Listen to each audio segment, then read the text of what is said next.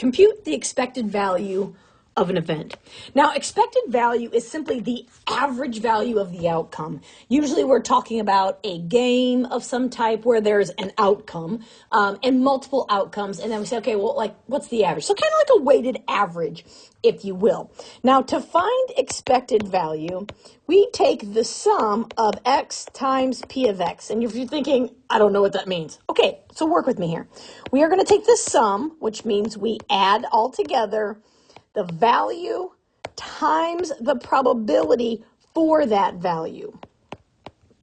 Okay, so we're going to go through one by one and multiply the value times the probability and then add them all together. So if there are 4 outcomes, then we're going to do this 4 times and then add all together. That's the idea. X is the value, P of X is the probability. We multiply them together and then add. This is the symbol for add. It's like a summation notation type thing. All right, well, let's do this. Let's show this. Use the table provided to calculate the expected value. Here we have 5 outcomes and 5 probability. You should notice that the probability always adds to 1, right? Because probability, this is the entire outcome. But the idea is we're going to multiply the outcome times the probability. So for each one of these, there are 5, right? And then we're going to add them together. Okay, so let's start with the first one. The outcome is -6, and the probability is 0.4. So when I multiply those together, I get -2.4. And sometimes I do this right from the table.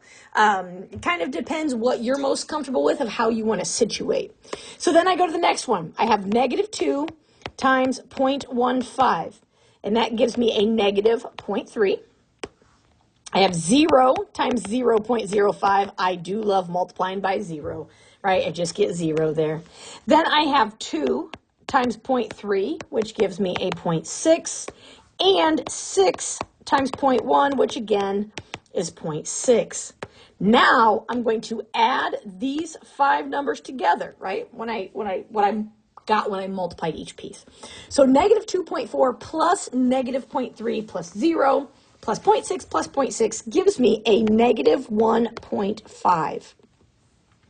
So whatever game we're playing or whatever we're doing, each outcome has an estimated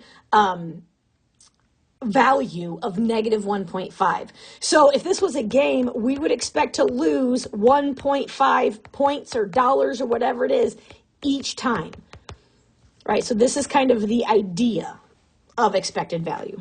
If it's negative, you're losing. If it's positive, you're winning. Okay, let's do another one. Now this one has fractions instead of decimals, so let's play with that. Use the table to calculate the expected value. So again, we're going to multiply the outcome by the probability. So I'm going to take -3 times 2/5. Now remember, when we're multiplying fractions, I'm going to make that -3 a fraction by putting it over 1. And then I'm just going to multiply across. My numerators, -3 times 2 is -6. My denominator, 1 times 5 is 5. Now this problem is a little bit easier because all of the probabilities have the same denominator. That's not always the case, but in this case it is. Then I take my next one, outcome of 0 times 1/5, and again, I just have 0. 3 times 1/5, well, again, 3 over 1. So now I have a +3 over 5. And last, I have 6 times 1/5. That 6 will be over 1, so that gives me 6/5. Because all of my denominators are the same, when I add these together, my denominator is going to be 5. So my numerator is -6 plus 3 plus 6. Well, the 6's cancel out, and I'm just left with 3/5. And that is positive. So whatever we're doing here, each time it happens, I can expect to win 3/5, right? This is like 0.6. Not a full point, but if we're talking dollars, it would be like 60 cents each time. That's the idea of expected value.